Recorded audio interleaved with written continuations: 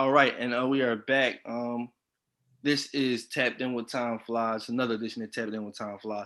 Me being Time Flies. I want to shout out to everybody that's been listening, subscribing, has been supporting me from the beginning throughout my solo series. We're going to keep the movement going. I'm sitting down with some of my, favorite people that I look up to, people that I'm intrigued by, and I'm back again this week with another person that kind of fits that description.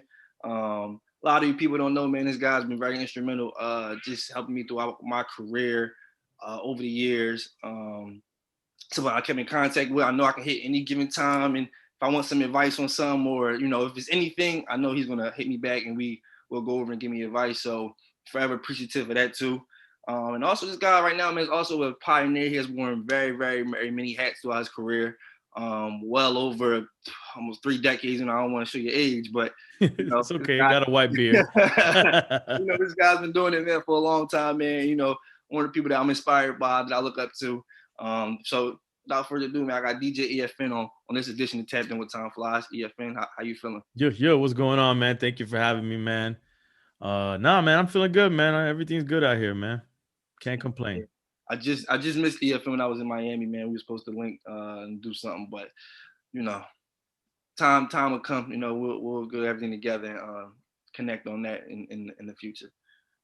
What was the year that we first linked? How long ago was that? That was a few years ago.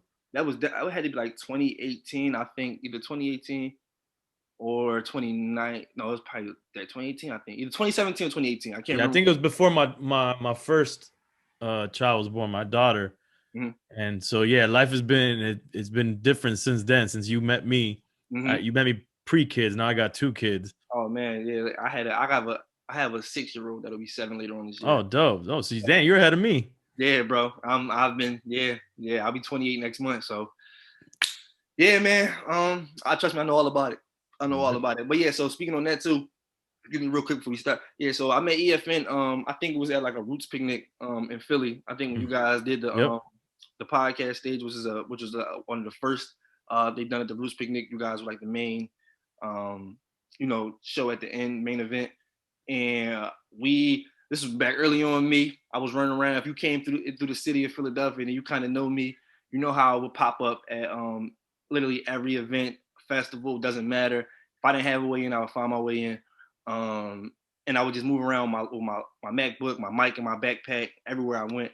And we got a chance to sit down with EFN and Capone too. Capone, who I've spoken with too, recently too, on social media. We got kind of sat down and we did an interview right there. And since that point, we've maintained a relationship throughout the years. And like I said, this guy's, I know if I needed him by anything, he's there. So like I said, bro, I'm very, very, very appreciative of that.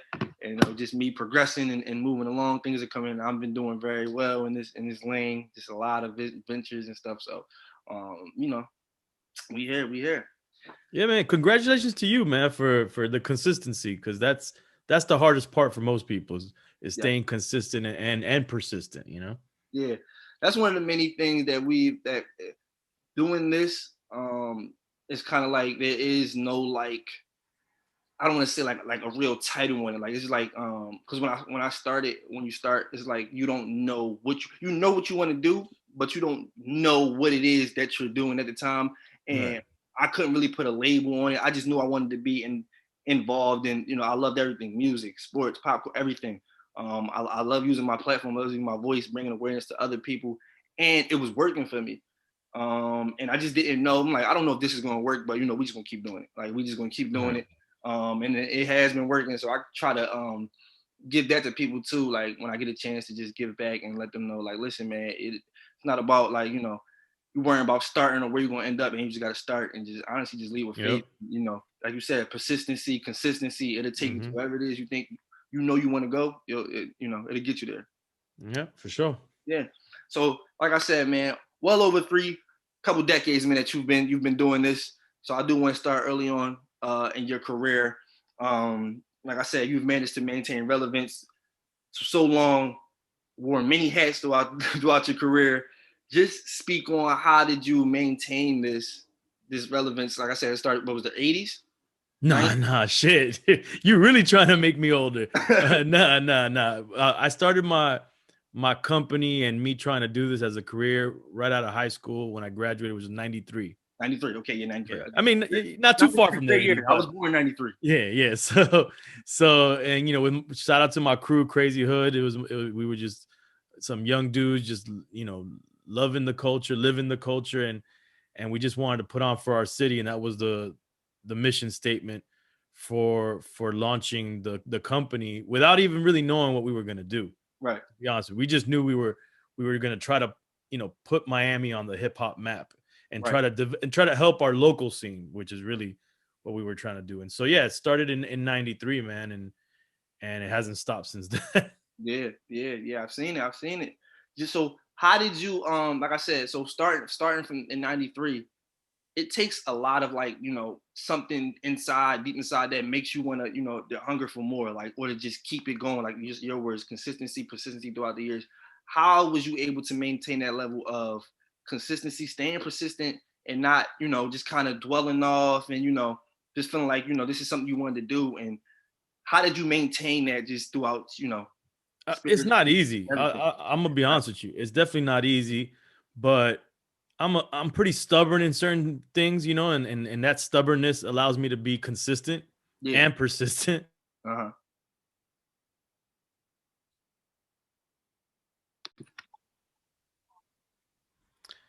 So, when we started when we decided we wanted to take this serious, or when I decided and got the crew on board, we didn't have no money. We didn't have anything like that and we didn't even know exactly what to do because we had no experience.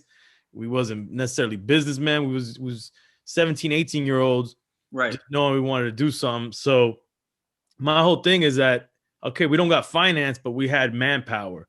We were a crew. We was like, when we started, it was like 15 of us.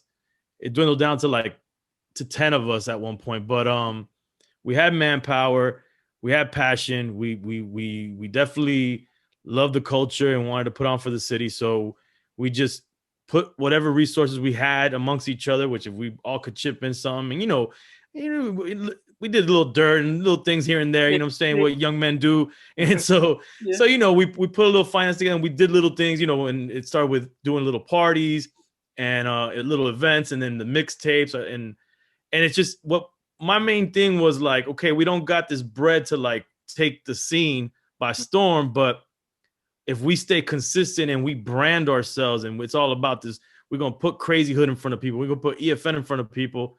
Mm-hmm. And throughout the city, even not our area, like every hood, we're going to let people know we're here and we're going to do that consistently. I knew that we would outlast the other crews that were, around at the same time. I just knew we would outlast people.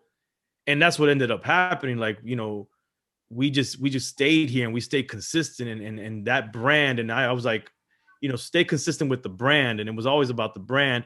And then the many hats part that you bring up is that label exec, artist manager. Yeah. I mean, the reality hit that, when we first came on, we're like, all right, we're going to start a record label. My boys, they rap. I'm the DJ. My boy produces. We're going to put an album together. We're going to get a deal with a major record label. We're going to go platinum. That's what every kid thinks, exactly. Trying to get in the game. Exactly. And we tried that and we quickly saw that wasn't going to happen. Mm-hmm. So what starts happening is I become the manager for one of the groups that we put together that I developed. I produce them in the sense that I'm like the puff daddying it behind the scenes, but my homie, he's the actual beat maker. He's the producer. My other boy MCs. So I'm managing this whole thing. I'm producing this whole thing. We do events. I'm an event promoter now as well. I'm a DJ. So it's like all out of necessity. I'm trying to learn all these roles so that we can do all this stuff, because if not, then we could just stay there, stagnant and not move. Uh-huh. So I'm moving. And then later on, what happens is I need to develop, we need to bring revenue because selling music ain't doing it. We're not going platinum. So now how do we generate revenue to fund these endeavors, fund making records, do all this stuff? So then that's when I start to become a marketing and promoting guy, that I start working for labels and, I start getting hired by people. I start doing consulting. I mean, you name it, I started doing it all, which was a blessing. Yeah. Because I got to learn all sides of the music game, Uh-huh. Yeah, that's what I said. Man of many hats. So that had okay. Let's start even before then, right? Because your what kind? I want to know what kind of made you fall in love with just like the hip hop scene and like who actually like influenced you. Like where did that all that inspiration? Like where did that come from? And transitioned over to you like doing your mixtape series with artists. Like what really influenced you? Early on when you first started, or So who? I mean, I loved music as a kid, like all music. Yeah, And then hip hop starts to become, at first it's rap music. yeah, We're not even knowing that it's hip hop yet. yeah, And so rap music is starting to infiltrate, I'm a little kid. It's infiltrating our boom boxes and our Walkmans, and people are like, oh, you hear that song? It's becoming the thing for the youth. mm-hmm. And little did we know that we was already breakdancing. I was breakdancing. I was doing graffiti. Little did we know that all this was tied together as a culture. And Yeah, once I got a wind of that, then like the shit was mind blowing to me that it was this whole greater culture. But it wasn't until NWA hit the scene uh-huh. and Public Enemy. Those two groups, they really made me like see the power of rap music, hip hop, because at the time, like I said, it's the music. Rap is the music of hip hop. You know what I'm saying? Yeah, So when those two groups hit the scene, like I hadn't really heard any rappers at the time or any rap music that like really had that emotion. You could feel anger, that you could feel like like sadness. You're learning about the social inequalities. You're learning about all these different things. Like you get a glimpse into Compton. Like no one had done it up to that point in that way that I was like, man, this is powerful. right. And so that's what really made me say, hold up, like made me really open my eyes to the music and then say to myself, hold up, this is something that is developing in my lifetime, in my generation. And all this other music that I kind of grew up on, whether it be disco or even rock and roll, metal, whatever. Mm-hmm. This is music that another generation birthed, and that was their music. Mm-hmm. I'm like, this right here, this is the music of my generation. Yeah, And I got an opportunity to come in on the ground level. And I'm telling you this, and I'm thinking about this in junior high. yeah, I'm like 12 years old, 13 years old, thinking like this. And I'm like, okay, this is my music. This is the music of my generation. I'm gonna get involved. And at that point, it's just get involved as a fan. Like I just want to be completely immersed in the culture. And then I'm finding out that the culture is graffiti and it's DJing and it's breakdancing. And I'm like, well, I already do all this stuff. exactly. Then it was on. Like I just, I was that's who I was. It became my identity. Right. Yeah, you learning so many other facets, and it's like little did you know, it's like this is already a part of my life, Yeah. and this whole time it didn't even grasp it, and now to be able to come in and contribute to it, like you said, you come in as a fan. A lot of times we do that. We come in as just being enamored of something and growing to love something, and you just want to. I just love doing it. I just love doing it, and then so as though you find yourself contributing to the culture, and then ultimately becoming a part of it, and then you cemented yourself. You work hard enough, you stay in it, and then you find yourself, people giving you flowers because of all the work you put in. So I've always just wondered, like, what actually influenced you? Like, how did you get in it? So that was one of the things that I did want to know. But like I said, kind of, I can see it working and happening that way. I have one other addition to what I just said, though. That's another reason why I felt like hip hop just spoke to me. Yeah. Is that my father wasn't in my life very much, right? And I mean, I'm sure any kid in any hood, in any place, in any decade, but the 80s in Miami was wild, and we had gangs and we had the drug stuff going on and all this craziness. And I'm just, I'm a like my mom, single parent. I'm an only child. I don't know if you know what latchkey kid. My mom's working late, so I'm, I go home by myself after school. Yeah. So I'm navigating the streets by myself, and I only had my mom who would, whenever she was around, she's like telling me, she's emotional, she's a mother. So she's like, cry it out, tell the teacher, tell the principal. And I'm dealing with like street shit as a kid. And I didn't have that father figure to like tell me certain things and guide me in a certain way. And hip hop became like my surrogate father, Yeah. where it spoke to me about what was going on in in the streets for me that I was dealing with, you know, like, you know, whether it be bullies or gangs or drugs, whatever. I'm seeing this shit in front of me, and my mom can't help me. I'm not gonna tell my mom, yo, you know, you know, I'm dealing with these gang members over here, or I'm dealing, my people's over here trying to get me to sell crack, or, you know, this, that. My mom's like, whatever, you know, like, no, I'm not gonna tell her. Like, it's just not, you know, you don't do that. No. And so hip hop in a weird way, and I don't think it's that weird, really. It was my surrogate father, man, and it took a role, even though I still feel like you can never, you know, people will blame the music for kids doing the wrong things. But I feel like my mom was, you know, she instilled enough in me that I, you know, I could filter out what I didn't want to use. Like, you know what I'm saying? The stuff that might've been negative for a kid to hear, but then take the stuff that I could use in my life at the time. And I completely agree with you, because I kind of, it's so, not like you said, not to say it's weird, but weird that it's kind of, I think, had the same type of impact on me. Same exact situation. My father, I grew up, he was around, but he wasn't really around. He has a lot of kids. So, right.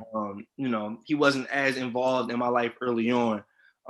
But my mom kind of sheltered me too. Like, just, you know, go to school, come home, you know, play the video games, you know, do this and that, you know, not running the streets, not out late. And me being sheltered, I was kind of boxed off. All I had was like the television and the radio, like, to know what was actually happening. And music kind of taught me everything that was happening outside. Like, I was inside, but I knew what was happening in the real world through music, like through the like artists I grew up listening to and I became a fan of. Just like, so they kind of taught me everything. And like you said, they'll teach you like a lot of the wrong things you don't want to do. But like I said, you know, you'll be able to filter it out. Like I said, my mom, I knew what I didn't want to do, but I learned so much literally from just sitting in front of a radio and listening to like people just rap and sing. And it's like, it's so crazy the impact that music can have on our lives. And it's like, yo, you have never even met these people, never even been in these situations, never even experienced, but it's like, you will know, you know, what to expect. And once you get put in that situation, that, you know, how to come about it and what the outcome would be just through music. So it's not a weird thing, because trust me, I went through the same exact thing as a child, and that's kind of how music, kind of hip hop raised me. Like, I was listening to Lil Wayne Carter One on my Xbox. I don't know how old I was, and I used to blast it on my. It's like, man, turn that off, and I'm like, man, I'm listening to this. I'm turning this off. We're gonna play this throughout the whole house. So I definitely understand what you're saying. Now I do want to take a now into the podcasting lane, man, because I don't know if you know, but you guys are kind of like, you know, with NORE, you're kind of like the pioneering in the podcast lane too. If you know me, definitely I've spoken to you guys plenty of times throughout just my career. You know, inspirations, guys I've taken from, who I've watched and studied, the interviews, and kind of, you know, molded and, you know, added into what I got going on, because I, you know, like I said, you the guys that I studied early on, just podcasting for you. At the time when you got into it, did you know that it was going to stick with you the way it did, or that it was going to work the way it did with just for you? Before I even get on to you know, NORE and working with everybody, did you know that this was something that was going to last for you? No. No, not at all. It was just me pivoting once again, how I had been doing my whole career, my whole life, when especially, you know, starting to try to, you know, pursue a career in music. It was me pivoting to something else to stay in the game. It was always about stay in the motherfucking game, you know, like do whatever it's gonna take within, you know, that's relatable to what you're doing and the brand. You know, try it and explore everything. And so podcasting, you know, shout out to my homie Godfrey, who's like a legend in the podcast world. He has a podcast called Gamer Tag Radio. It's a gaming and hip hop podcast, and he's like in the podcast Hall of Fame. And you know, it goes back to like the internet radio days. That's where podcasting's birth. Yeah, where you evolved from. Yeah. So he was always like telling me about podcasting. And you know, early on, podcasting was like a nerd thing that only computer nerds did. That's the way. That was the way that people looked at it in hip hop. I perceived it too early on, because I would always hear it, but I never really took the time to really, like, you know, I don't really know what this is. But I kind of knew of what it was, but I didn't know at the same time. So you know, I didn't know, and then, you know, if the real first time I really podcast is really with NORE. to do Drink Champs. But before that, we did Sirius XM. We had a satellite show. I was doing internet radio with Dash Radio, which I guess you could say was a little bit of a precursor podcast wise. And I did before that, pirate radio and college radio. So to me, it was just another platform to promote everything we're doing, whether we made money or not, wasn't really the point. Now, when we got into specific podcasting, at that point, the goal was to at least make money that's worth our time. Yeah. Make a couple bucks so that we're not wasting our time. Right. And that was the goal once we started podcasting. And obviously we exceeded that goal. Yeah. Yeah. Top everywhere, all throughout the country. You look in the charts, you don't not see a Drink Champs episode or Drink Champs podcast up there. And I remember at one time when I first early on we get into it, and I was like, yo, man, I gotta figure out how I'm gonna get into podcasting and stuff. Like I literally just came across a tweet from like 2014, 2015, me saying like, yo, man, like podcasting in a couple years is gonna be a major thing. I gotta get into it. And I will always just see you guys up there. And I'm like, you know what? I gotta listen to the people like the EFNs, the NOREs, the Charlemagne's, the Joe Buttons. I'm like, I gotta see, I gotta take from all of these guys, listen, heed, and take from all of these guys and just see like how they do it so I can know how I should go about it. Like it's gonna be me, but I want to see how they go about it because like I said, I'm inspired by you guys. So this is what I want to do. So I would literally sit there, listen to hours worth episodes. Drink Champs. I would go to Brilliant Idiots, to Joe, literally hours worth throughout the night, and just learn so much from different insights and different conversations you guys would have with different people. And I don't think you guys understand how much like people like me would like take and learn from actual podcasting. Like it's crazy like how the business has grown throughout the years. Yeah. So when you guys do start the podcast and stuff, like how did you and NORE, how did that even come together? Like how did you and NORE come together and decide, you know what, we're gonna do Drink Champs? Like we're gonna name it this, we're gonna do that. You want to know just the podcast or in general how me and NORE connect? Well, we could do both. You could do you and NORE, and then just how Drink Champs just came about, like how you guys settled on the name, like everything. Right. I mean, I'm gonna condense a extremely long story as much as possible, but NORE and me, just to make it quick, we met in around 97. Yeah. I used to have a store, a hip hop clothing store called Crazy Goods. Yeah. And he came by. He was doing a promo run for Capone Noriega album, War Report. Capone was locked up. The promoter brought him to my store to promote him being at a club that night. Yeah. And that's how we met. He dropped a bunch of freestyles from my mixtape at the time. We hit it off and we stayed connected, and we did a lot of stuff after that. I brought him down to do his first solo show in Miami when he dropped NORE album. And I did a bunch of stuff. We toured, my groups toured on and on for years, and then, so we just built a friendship, and our crews were all we were all intertwined. They were like, the New York guys, they advocated for us. And then the Miami guys down here. Yeah. So fast forward, NORE moves to Miami in mid 2000, 2005-ish area, somewhere around there, 2007, something like that. And, he had did his reggaeton album, which I wasn't a big fan of reggaeton at the time. Yeah. And so he knew that. And when he came down, he's like, all right, man, bring me back to hip hop. And so he ended up moving by my studio, which is not too far, the studio that we started at, not too far from where I'm at right now. Yeah. And he was working in there tirelessly every day. We were doing tracks, and, he was just, getting back on his hip hop grind. And in those studio sessions, two things happened. The name Drink Champs was born because me and my friends were just heavy drinkers. And if you couldn't handle your liquor, we were like, you're not a drink champ. And I thought that was a dope term. And I was like, let me see if anybody has this. And I got the .com. I was like, oh shit, nobody owns the drinkchamp.com, drinkchamps.com. Grab both of them, and then got the Instagram, got the Twitter, and held on to it, just saying, all right, this is just dope. I don't know. Maybe it's a clothing line. Maybe it's a bar in the future. I don't know. And then me and NORE start our Sirius XM, our XM show at the same time in that studio. We stopped doing that show. We did it for 2 or 3 years. He went on tour with him and Pone, put out an album, went on tour. I was managing a group called Mayday, signed to Tech Nine. That's a plaque from a joint they did with Kendrick Lamar and Tech Nine. And they got, they were on tour heavy. So I was busy with them. And so we stopped doing that. And then my boy Godfrey's like, yo, you should try to do podcasting. And that's when that got in my ear. And I would tell Nori, and he really didn't know what podcasting was, like most people at the time, especially in hip hop. I would keep telling him. And then, long story short, finally it got on his radar. Finally, he got convinced to want to do it. And then he was ready. And then I told him, well, I got this Drink Champs name ready to go.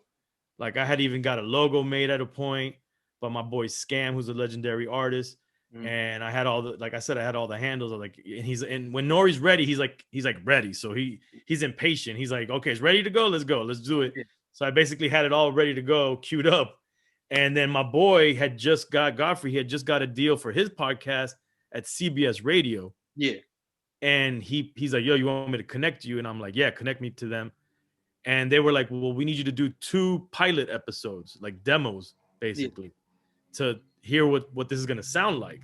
Uh-huh. And we did, we recorded Kenny Anderson first, Fat Joe second, and Fat Joe came out first. And they were like, oh, this is dope. And then we launched, and that first week we just broke all these records. Yeah. And the rest is history, man. Yeah. So did you guys kind of, no, because I said you spoke on like you guys getting the deal. You one of the first, because like early on the podcast, like you rarely ever saw people landing like actual deals for podcasting. Like, so when I first seen it, you guys were the first people I saw when you guys did the deal. How has like that, because the podcasting business has changed obviously throughout the net right now in 2021 where we stand right now, where we can actually see it's always changing. Yeah, always is ever going. Where we kind of see now more podcasters are getting reaching these deals with streaming platforms, everywhere. Was that like a point of emphasis for you guys to just when you started that we're going to try to work our way in, get a deal, branch out, like, or was it just we're just gonna be podcasting, we're just gonna create content? I mean, I'm gonna keep it real with you. We had opportunities to go with some other podcast networks. Mm-hmm. Combat Jack and them, the Loudspeakers Network was trying to get us on board for like a while up to that point. But when CBS came to the table as an opportunity, Nori just loved the sound of it. It just sounded real big. CBS Radio, like, and we're still in that mentality, like make it look good. So that's why we went with CBS, because it just sounded really good. It just sounded good, looked good on paper, CBS Radio. But to be real honest with you, this deal was just a rev share deal, and we didn't make a dime on Drink Champs till 6 months later. Mm-hmm. We were the number one podcast on CBS Radio at the time for months, and number one in music podcasting in general. Mm-hmm. Oh, I know. And we didn't make one dime because, and this is more my opinion on it, I'm sure CBS people would say something different. Mm-hmm. I don't, the same people that was doing the podcasting, which mind you, that was their like, they didn't even really, I don't think CBS Radio really cared about the podcasting department because they had Real Radio at the time. Yeah. So the same people that were selling advertising for the podcast were the same people selling advertisement for radio stations across the country. Uh-huh. So they had to pitch Drink Champs to their advertisers. And these are like, like big advertisers. And could you imagine? I just don't think they could sell. They couldn't explain the Drink Champs. Champs. And on top of that, we got so big so fast that you had to like charge, and this might be getting complicated, but you had to charge a certain amount of money because of the numbers we had. Yeah. But we were so new that the advertisers like, I'm not gonna pay that for this brand new show. Yeah, that we haven't seen.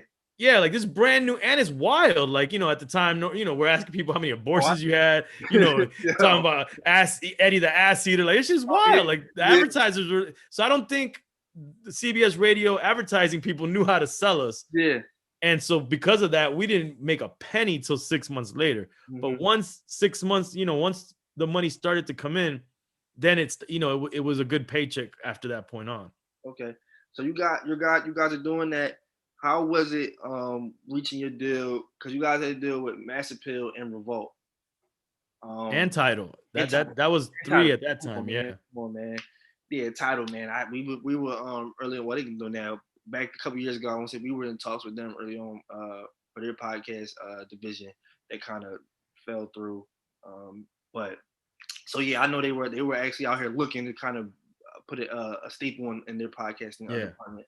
But so you guys get the deal. How was it? Because whose deal was first? Was the Revolt deal first?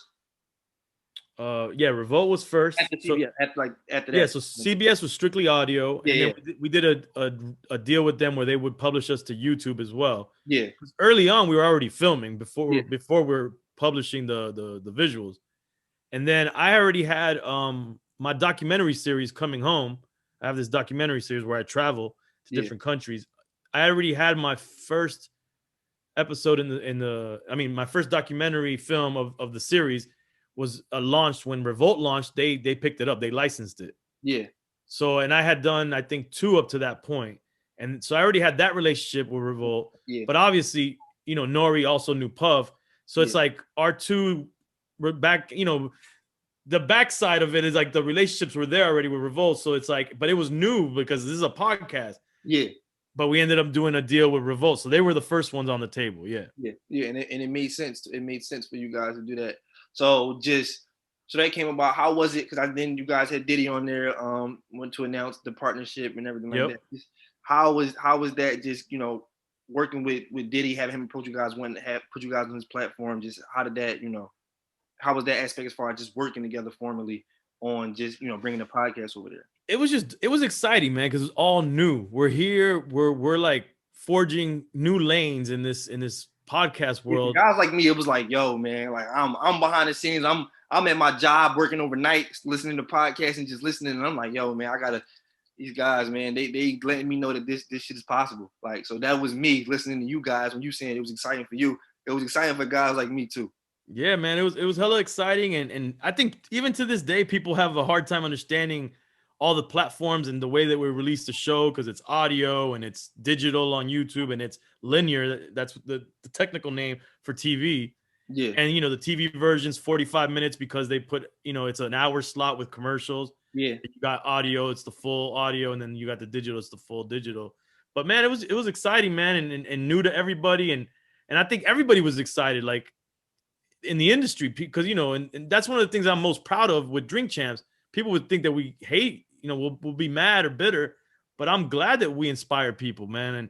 And that we were able to, people who maybe they needed another outlet to generate revenue. Yeah. Maybe the music side of what they were doing was, wasn't doing what it was doing before.